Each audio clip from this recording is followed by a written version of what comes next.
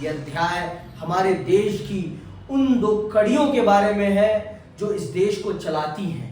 ये प्रमुख तौर पर हमारी राजनीतिक कार्यपालिका पर है, पर बिना अस्थाई कार्यपालिका के राजनीतिक कार्यपालिका इस देश को चला नहीं सकती। तो आज हम चल रहे हैं उस अस्थाई कार्यपालिका के बारे में पढ़ने जो इस देश को चलाती है, वास्तविक तौर पर जो इस देश में कानूनों को स्थापित करने में राजनीतिक कार्यपालिका की मदद करती है। आज हम चल रहे हैं नौकरशाही को समझने, जो सच में इस देश के रोजमर्रा के कामों को करती है और इस देश को आगे बढ़ाने में एक बड़ी भूमिका निभाती है। हम सब देखते हैं, हम दिल्ली में रह रहे हैं तो यहाँ आसपास ये जो लुटियंस दिल्ली है, ये सारी की सारी नौकरशाहों से भरी पड़ी है ना। यहाँ पर आप बड़े बड़े सरकारी दफ्तर देखते हैं और इन बड़े बड़े सरकारी दफ्तरों में जो सरकारी कर्मचारी हैं उन्हीं को हम नौकरशाह कहते हैं। वो सारे के सारे नौकरशाह हैं। जो भी सरकारी दफ्तर में काम कर रहा है वो नौकरशाह कहलाता है, अर्थात वो जनता का सेवक है। जनता उसे पे करती है अपने कर के माध्यम से। तो इसलिए इनको जानना और इनको समझना, इनकी कार्य पद्धति को समझना हम सब के लिए बहुत जरूरी है, क्योंकि ये देश को चलाने में एक बड़ी भूमिका निभाते हैं। और अगर हम इनको नहीं समझेंगे तो हम ये नहीं समझ पाएंगे कि हमारे देश में कानूनों को किस प्रकार से लागू किया जाता है। देखिए, आप ये जान लीजिए, ये जो हमारी अस्थाई कार्यपालिका है ये राजनीतिक कार्यपालिका का हाथ है। क्या है ये? राजनीतिक कार्यपालिका का हाथ। राजनीतिक कार्यपालिका तभी कुछ कर पाती है जब अस्थाई कार्यपालिका उसके लिए चीजें तैयार करती है। प्रधानमंत्री जी किसी चीज की पढ़ाई नहीं करते। पढ़ाई करना, उस पर डिटेल रिसर्च करना, ये सारा का सारा काम कौन करता है? अस्थाई कार्यपालिका। मान लीजिए माननीय प्रधानमंत्री ने कहा कि मुझे इस विषय पर कानून चाहिए, विषय रख दिया ग्रामीण विकास पर। तो ग्रामीण विकास से संबंधित जो आईएएस अधिकारी होगा, जो सेक्रेटरी होगा, वो पूरी की पूरी डिटेल तैयार करवाएगा कि ग्रामीण विकास से संबंधित क्या क्या समस्याएं हैं हमारे देश में और उन समस्याओं से निपटने के लिए हमें किस प्रकार के कानूनों की जरूरत है और किस प्रकार के निवेश की जरूरत है। ये सारी की सारी डिटेल वो बनवाएगा और फिर माननीय प्रधानमंत्री के सामने प्रस्तुत करेगा और उन्हें बताएगा कि हमारे ग्रामीण विकास में इस प्रकार की समस्याएं हैं और इन प्रकार के कामों को अगर कराया जाए तो हमारे ग्रामीण विकास को दुरुस्त किया जा सकता है। तो ये काम किसने किया पूरा का पूरा? ये पूरा का पूरा काम अस्थाई कार्यपालिका ने किया। देखो, सेक्रेटरी बहुत बड़ा पद होता है, उसके नीचे भी बहुत सारे नौकरशाह होते हैं। समझ में आई बात? तो आप ये जान लो मोटे मोटे तौर पर कि सरकारी तंत्र का हर एक व्यक्ति नौकरशाह कहलाता है। कोई बड़ा होता है तो कोई छोटा होता है, पद अलग अलग है, लेकिन सारे के सारे सरकारी कर्मचारी नौकरशाही होते हैं। समझ में आई बात? और हमारे देश में आपने एक पेपर का नाम सुना होगा जिसे हम यूपीएससी कहते हैं, यूनियन पब्लिक सर्विस कमीशन, लोक सेवा आयोग, है ना। ये जो पेपर है इसकी चर्चा बहुत आपने सुनी होगी और इसमें एक पद है आईएएस, इंडियन एडमिनिस्ट्रेटिव सर्विसेज, भारतीय प्रशासनिक अधिकारी। ठीक है, भारतीय प्रशासनिक अधिकारी। ठीक है, ये पद बहुत ही बड़ा है, सबसे बड़ा सरकारी नौकरशाह का पद है ये, प्रारंभिक सबसे बड़ा। जब एक बच्चा आईएएस का पेपर क्वालिफाई करता है, सिविल सर्विसेज का पेपर क्वालिफाई करता है, तो उसे जो सबसे पहला पद मिलता है वो, अगर उसकी सबसे अच्छी रैंक होती है तो उसे जो पहला पद मिलता है वो आईएएस होता है और वो एक जिले का जिला अधिकारी बन जाता है। वो उस जिले का सबसे बड़ा सरकारी अधिकारी होता है, सबसे बड़ा सरकारी अधिकारी होता है। उससे बड़ा सरकारी अधिकारी वहां पर कोई और नहीं होता। सरकारी अधिकारी की बात कर रहा हूं मैं, समझ में आई बात? जनता का निर्वाचित वहां पर विधायक भी होता है और जनता का निर्वाचित वहां पर सांसद भी होता है। सांसद और विधायक दोनों आईएएस से ज्यादा ताकतवर होते हैं। ये बात बहुत अच्छे से समझ लो, क्योंकि भारत एक लोकतांत्रिक राष्ट्र है और इस देश में ताकत उसी के पास है जो जनता के द्वारा निर्वाचित होता है। समझ में आई बात?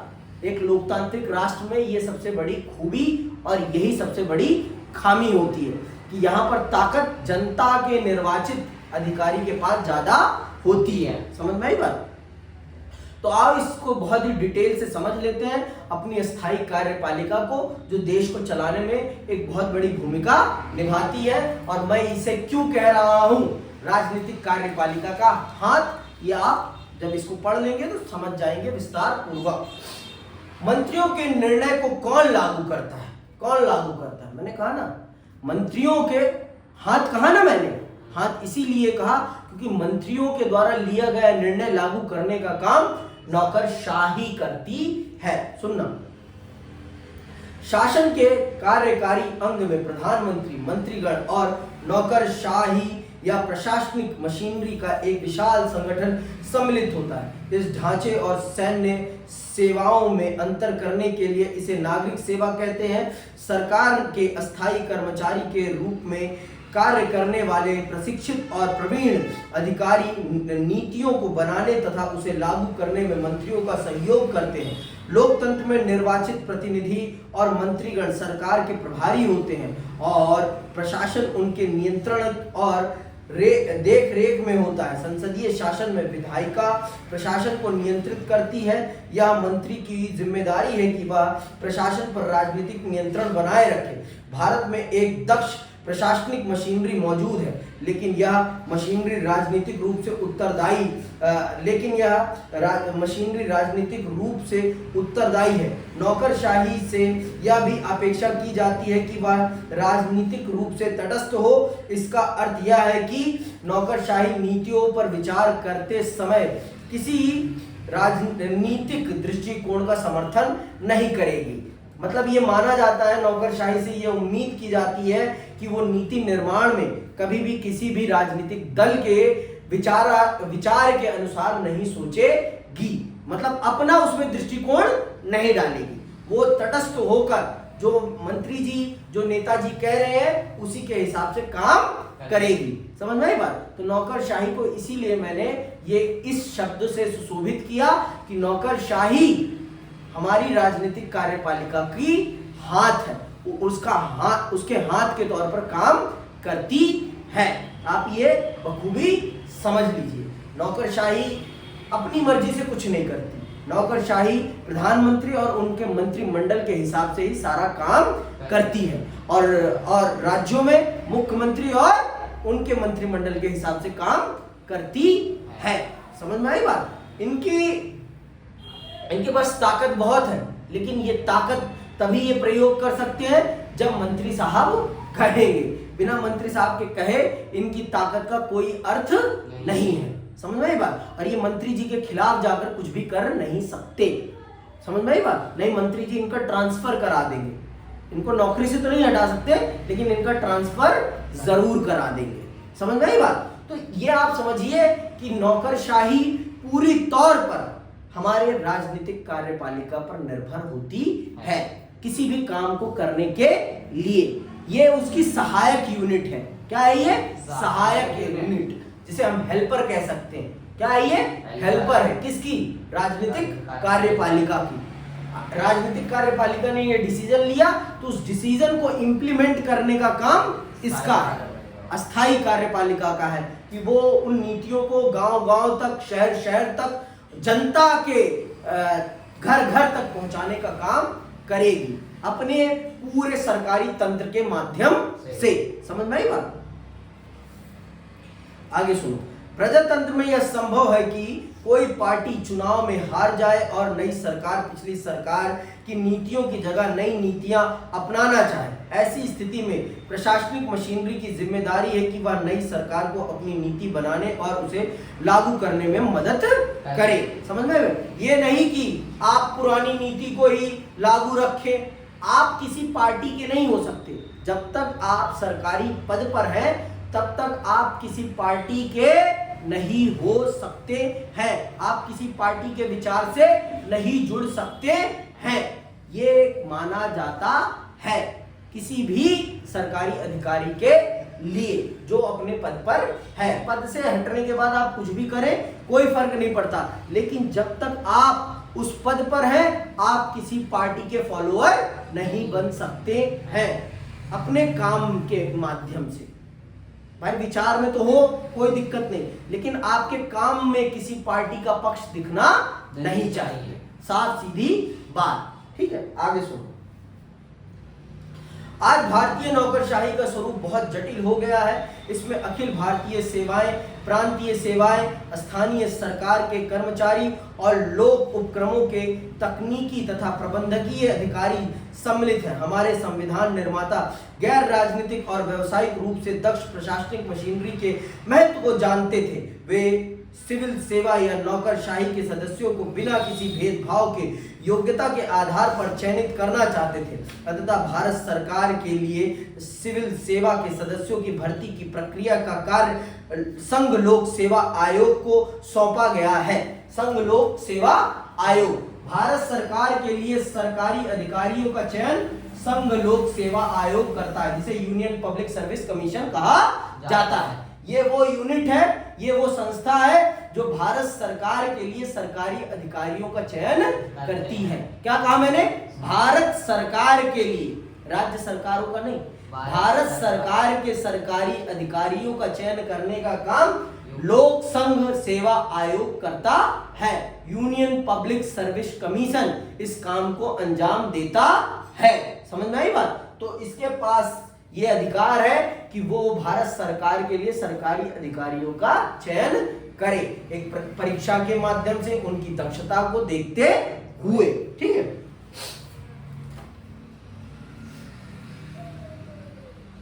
ऐसे ही लोक सेवा आयोग राज्यों में भी बनाए गए हैं। लोक सेवा आयोग के सदस्यों को एक निश्चित कार्यकाल के लिए नियुक्त किया जाता है। उनको सर्वोच्च न्यायालय के न्यायाधीश की जांच के आधार पर ही निलंबित या पदस्थ किया जा सकता है।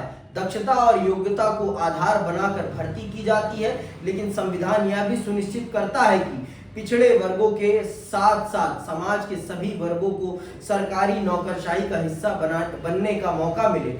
इस उद्देश्य के लिए संविधान दलित और आदिवासियों के लिए आरक्षण की व्यवस्था करता है। बाद में महिलाओं और अन्य पिछड़ी जातियों को भी आरक्षण दिया गया।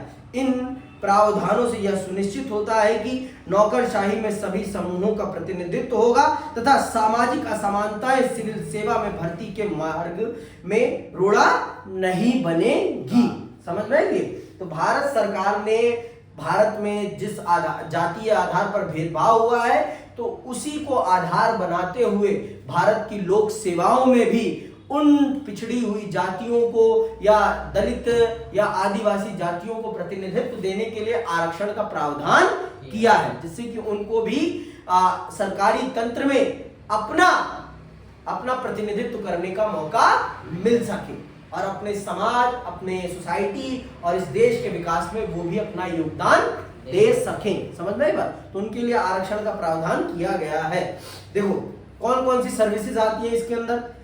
लोक संघ सेवा आयोग किन किन परीक्षाओं को लेता है? जैसे भारतीय प्रशासनिक सेवा, जिसे हम आईएएस कहते हैं, भारतीय प्रशासनिक सेवा तथा भारतीय पुलिस सेवा के लिए उम्मीदवारों का चयन संघ लोक सेवा आयोग करता है। यह अधिकारी प्रांतीय स्तर पर शीर्षरत नौकरशाही की रीढ़ होते हैं। आपको शायद पता ही हो कि एक जिले का जिला अधिकारी कलेक्टर उसे जिले में सरकार का सबसे महत्वपूर्ण अधिकारी होता है। मैंने पहले ही बता दिया आपको कि जो कलेक्टर है, जिसे हम जिला अधिकारी कहते हैं, वो सरकारी तंत्र का उस जिले का सबसे बड़ा अधिकारी होता है। उससे बड़ा अधिकारी उस जिले में कोई और नहीं होता है। ठीक है। क्या आप जानते हैं कि जिला अधिकारी सामान्यतः आईएएस स्तर का अधिकारी होता है और वह केंद्र सरकार द्वारा बनाई गई सेवा शर्तों से नियंत्रित होता है। एक आईएएस अथवा आईपीएस अधिकारी किसी एक राज्य के संबद्ध कर दिया जाता है जहां वह राज्य सरकार की रेख देख में काम करता है। लेकिन अंडरलाइन करो लेकिन आईएएस और आईपीएस अधिकारी केंद्र सरकार द्वारा नियुक्त होते हैं और वे केंद्र सरकार की सेवा में वापस जा सकते हैं। सबसे महत्वपूर्ण यह है कि केवल केंद्रीय सरकार ही उनके विरुद्ध अनुशासनात्मक कार्रवाई कर सकती है। ये बात जान लो आप कि केंद्र सरकार के अलावा उनके खिलाफ कोई भी अनुशासनात्मक कार्रवाई नहीं कर सकता। समझ में आई बात? राज्य सरकारें उनके खिलाफ कुछ नहीं कर सकती ट्रांसफर पोस्टिंग के अलावा। उनके खिलाफ उनको दंड देने का काम सिर्फ किसके पास है? केंद्र सरकार के पास है। क्यों? क्योंकि आईएएस, आईपीएस, आईएफएस, आईआरएस ये जितने भी सरकारी अधिकारी हैं ये सारे के सारे केंद्र सरकार के अधिकारी होते हैं, ना कि राज्य सरकार के। ये राज्य सरकारों में जाकर काम जरूर करते हैं, लेकिन इन पर अगर कोई भी स्ट्रिक्ट एक्शन लेना है, इनको पनिश करना है, तो इनको पनिश करने का अधिकार सिर्फ केंद्र सरकार के पास है। राज्य सरकारों के पास सिर्फ इनके ट्रांसफर पोस्टिंग का अधिकार ही है, इसके अलावा उनके पास कुछ भी नहीं है। समझ में आई बात? आगे सुनो। इसका अर्थ यह हुआ कि राज्यों के प्रमुख प्रशासनिक अधिकारी केंद्र सरकार की रेख देख और नियंत्रण में रहते हैं। संघ लोक सेवा आयोग द्वारा नियुक्त आईएएस और आईपीएस अधिकारियों के अतिरिक्त राज्य के प्रशासन में राज्य लोक सेवा आयोगों द्वारा नियुक्त अधिकारियों का भी योगदान होता है। जैसा कि हम आगे संघवाद वाले अध्याय में पढ़ेंगे। नौकरशाही की यह विशेषता राज्यों के प्रशासन पर केंद्र सरकार के नियंत्रण को मजबूत कर देती है। समझ में आई बात? नौकरशाही वह माध्यम है जिसके द्वारा सरकार की लोक हितकारी नीतियां जनता तक पहुंचती हैं, पर नौकरशाही इतनी शक्तिशाली होती है कि आम आदमी सरकारी अधिकारियों तक पहुंचने से डरता है। यह लोगों का आम अनुभव है कि नौकरशाही सामान्य नागरिकों की मांगों और आशाओं के प्रति संवेदनशील नहीं होती, लेकिन जब लोकतांत्रिक ढंग से चुनी हुई सरकार नौकरशाही को नियंत्रित करती है, तब इनमें से कुछ समस्याओं को प्रभावी तरीके से हल किया जा सकता है। वहीं दूसरी ओर ज्यादा राजनीतिक हस्तक्षेप से नौकरशाही राजनीतिज्ञों के हाथ का खिलौना बन जाती है। हालांकि संविधान ने भर्ती के लिए एक स्वतंत्र मशीनरी बनाई, लेकिन अनेक लोगों का मानना है कि सरकारी कर्मचारियों को अपने कार्यों के संपादन में राजनीतिक हस्तक्षेप से बचाने की कोई व्यवस्था नहीं है। यह भी महसूस किया जाता है कि जनता के प्रति नौकरशाही का कोई उत्तरदायित्व सुनिश्चित करने के लिए पर्याप्त प्रावधान नहीं है, पर यह आशा की जाती है कि सूचना के अधिकार जैसे कदम नौकरशाही को और अधिक उत्तरदायी और संवेदनशील बना सकेंगे। देखो, मैंने आपको पहले ही बता दिया, नौकरशाही से हमारे देश की जनता डरती बहुत है, लेकिन नौकरशाही से डरने की कोई जरूरत नहीं है। वो आपके सेवक हैं, आप उनके सेवक नहीं है, वो आपकी सेवा के लिए नियुक्त किए गए हैं। समझ में आई बात? उनको जो वो मोटी तनख्वाह, उनको जो वो सरकारी बंगला और सरकारी गाड़ी मिली हुई है, उसके लिए आप भुगतान करते हैं अपने कर के माध्यम से, पर आप डरते इसलिए हैं क्योंकि आपको पता नहीं है। जिस दिन आपको अपने अधिकारों के बारे में पता हो जाएगा, आप उनसे सवाल कर सकते हैं। ऐसा नहीं है कि वो आपके सवालों को उत्तर नहीं देंगे, उनके ऊपर ये दायित्व है कि वो आपके पूछे गए हर सवाल का उत्तर दे, क्योंकि आप उनको उनकी सेवाओं के लिए भुगतान कर रहे हैं। समझ में आई बात? जो भी वो काम कर रहे हैं उसके लिए हम पैसा दे रहे हैं, कोई वो मुफ्त में नहीं कर रहे, कोई वो एहसान नहीं कर रहे हम पर। समझ में आई बात? अगर उनको नहीं करना वो काम, तो वो परीक्षा, वो पद छोड़े, दूसरे लोग आके ले लेंगे वो पद। जबरदस्ती नहीं है आपके साथ कि आप उस पद पर चिपके बैठे रहें और काम ना करें। आपको काम करने के लिए ही तनख्वाह दी जा रही है, और हमारे देश की जनता इस बात को नहीं जानती, अनअवेयर है इस चीज से, इसीलिए वो इतना डरती है उनसे। अगर इन चीजों से अवेयर हो जाए, जागरूक हो जाए हमारी जनता, तो हमारे देश का कायाकल्प हो सकता है, क्योंकि वास्तविक तौर पर नीतियों को लागू करने का काम यही लोग करते हैं, और अगर ये लोग फील्ड पर नहीं निकलेंगे तो नीतियां कभी लागू नहीं हो पाएगी। नीतियों का निरीक्षण करने का काम इनका है, विधायक का भी है, सांसद का भी है और इनका है। समझ में आई बात? तो इन तीनों को कोऑर्डिनेट करके एक जिले को, एक क्षेत्र को, एक निर्वाचन क्षेत्र को चलाना होता है। समझ में आई बात? तो हमारे देश की जनता जब तक पढ़ेगी नहीं, लिखेगी नहीं और अपने अधिकारों के बारे में जानेगी नहीं, तब तक इस देश का कुछ नहीं हो सकता। और इस देश की जनता का दुर्भाग्य ये है कि इस देश की जनता को वो कंटेंट पसंद आता है जिसमें ठुमका होता है, जिसमें नृत्य होता है, जिसमें अश्लीलता होती है। ज्ञान वाला कंटेंट तो कभी पसंद ही नहीं आता। ये बड़े दुर्भाग्य की बात है और इस पे मैं कुछ ना कहूँ तो ज़्यादा अच्छा है, क्योंकि जनता ऑफेंड हो जाएगी, क्योंकि उसके मनोरंजन में मैं खलल डाल दूंगा। समझ में आई बात? मनोरंजन में खलल ना पड़े, ज्ञान चाहे भाड़ में जाए। ज्ञान से इस देश को प्यार नहीं है, क्योंकि ज्ञान दे रहा है मतलब तू मूर्ख है। समझ में आई बात? हमारे देश में तो यही समझा जाता है, और क्या ही कहें। बस आज के लिए बस इतना ही। इसी के साथ ये अध्याय आपका समाप्त होता है। जय हिंद, जय भारत।